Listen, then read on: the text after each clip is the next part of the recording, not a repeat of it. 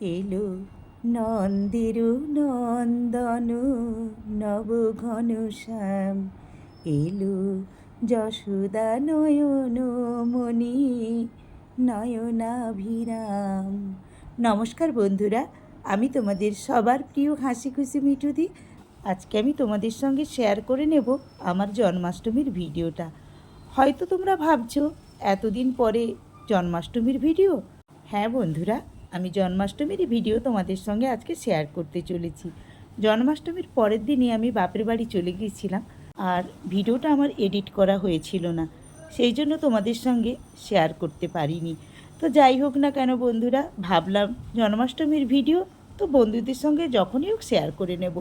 তাই দেখো, জন্মাষ্টমীর দিন সকালবেলা উঠে চান সেরে নিয়ে প্রথমেই আমি গোপু সোনার জন্যে কিছু খাবার দাবার তৈরি করে নিয়েছি।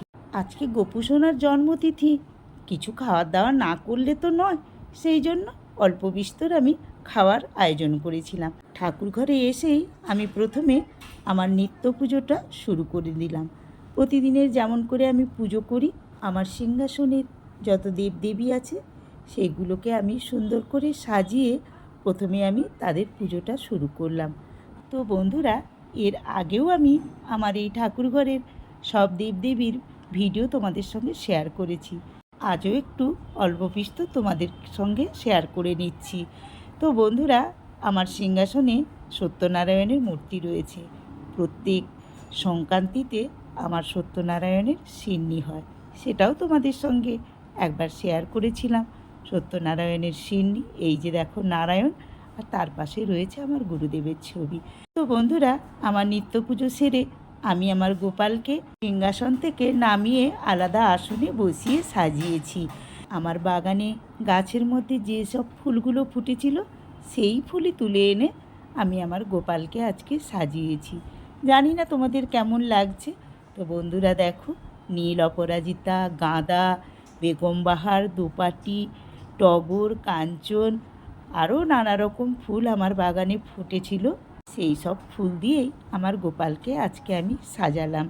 তো তোমাদের কেমন লাগছে আমাকে কমেন্ট করে জানাবে, আর ভালো লাগলে লাইক করে শেয়ার করে দিও। আর যেসব বন্ধুরা আমার এই চ্যানেলটা প্রথম দেখছো, তারা আমার চ্যানেলটিকে সাবস্ক্রাইব করে দিয়ে পাশে থাকা বেল আইকনটিকে অল করে দিও, তাহলেই আমার ভিডিওর নোটিফিকেশান তোমাদের কাছে চলে যাবে। এই যে দেখো বন্ধুরা, আমি একটু বাদশাভোগের চাল দিয়ে, বাদাম আর নারকোল দিয়ে, মুগ ডাল দিয়ে খিচুড়ি করেছি। 5 রকমের ভাজা করে দিয়েছি: আলু ভাজা, কুঁদরি ভাজা, কুমড়ো ভাজা, ঢ্যাঁড়স ভাজা, পটল ভাজা, বেগুন ভাজা। আর এই দিকে দেখো, মুড়ি দিয়ে, গুড় দিয়ে নাড়ু করেছি, তালের ফুলারু করেছি, সুজি করেছি, তালের লুচি করেছি, তালের পায়েস করেছি, তিলের নাড়ু করেছি, আর নারকোলের নাড়ু করেছি। আর একটু মুরকি বাতাসা একটা প্লেটে করে দিয়ে দিয়েছি। আর তার সাথে 5 রকমের ফল আমি গোপালকে দিয়েছি। এই রকমই ছিল আজকে আমার জন্মাষ্টমী গোপালের আয়োজন।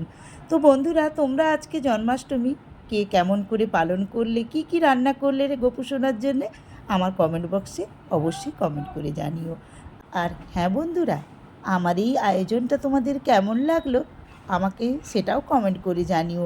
আর নতুন বন্ধুরা, তোমরা কিন্তু আমার এই চ্যানেলটাকে সাবস্ক্রাইব করে দিয়ে পাশে থাকা বেল আইকনটিকে অল করে দিও। আমি কিন্তু তোমাদের বন্ধুত্বের অপেক্ষায় রইলাম। তো বন্ধুরা, আমি তোমাদের হাসি খুশি মিঠুদি আজকের মতো এই ভিডিওটা এখানে শেষ করছি। আবারও পরের ভিডিওতে তোমাদের সঙ্গে আমার দেখা হচ্ছে, কথা হচ্ছে। সব বন্ধুদেরকে শুভ জন্মাষ্টমীর প্রীতি, শুভেচ্ছা এবং অনেক অনেক ভালোবাসা জানিয়ে আজকের মতো এখানেই শেষ করলাম। সবাইকে জানালাম টাটা, বাই।